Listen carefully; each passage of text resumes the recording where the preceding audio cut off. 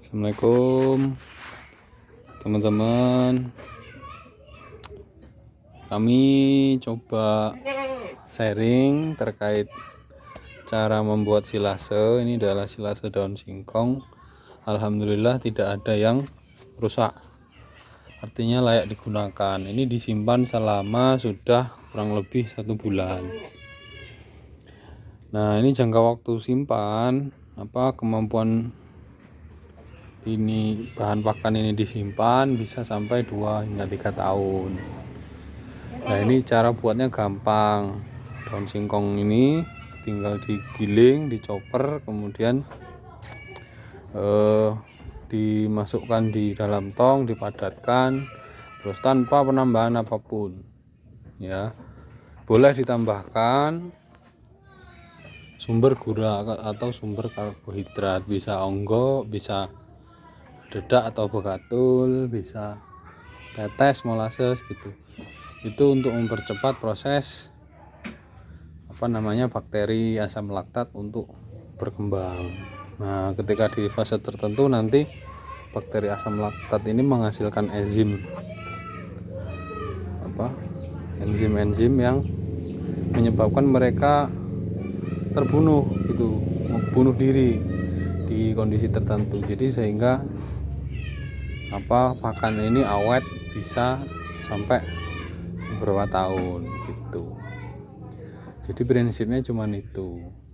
Kalau teman-teman mau mencoba membuat, ya boleh, nanti kita share ilmunya step by stepnya. Main ke kandang, nanti sambil ngopi kita ngobrol. Lokasi di Dusun 13, Kecamatan Buminabung.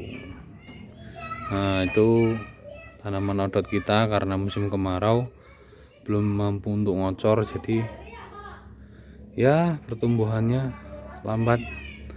Nah, nanti kita buat pakan dari silase daun singkong ini. Kemudian ada itu rumput gajah, kita dapat dari ladang tadi, bisa untuk sampai besok pagi. Kemudian nanti ditambah onggo yang dicampur dengan konsentrat gitu ya teman-teman. Jadi perlu jadi perhatian bahwa silase tidak meningkatkan protein atau tidak meningkatkan kualitas, tapi menjaga kualitas supaya bisa digunakan pada waktu atau jangka panjang gitu ya. Jadi teman-teman kalau berbicara gimana caranya meningkatkan kualitas pakan, ya repot juga, karena secara akademis, hukum fisika, kualitas pakan itu kan terdiri dari protein, bergantung terhadap seberapa tinggi nilai protein, kemudian seberapa besar kecernaan. Jadi kalau berbicara mengenai kualitas pakan, terus bagaimana cara meningkatkannya, ya repot juga, karena itu kan kaitannya energi. Energi itu tidak bisa diciptakan maupun dimusnahkan, diubah bisa gitu ya, secara prinsip begitu. Jadi alangkah lebih baik kita mengkombinasikan beberapa sumber bahan pakan supaya ketika kita sajikan ke ternak itu lengkap gitu ya, bukan berpikir mengenai bagaimana cara meningkatkan kualitasnya. Itu bukan meningkatkan, tapi menambahkan zat-zat tertentu untuk menambahkan juga energi di dalamnya gitu. Jadi perlu kita telaah, perlu kita kaji bahwasanya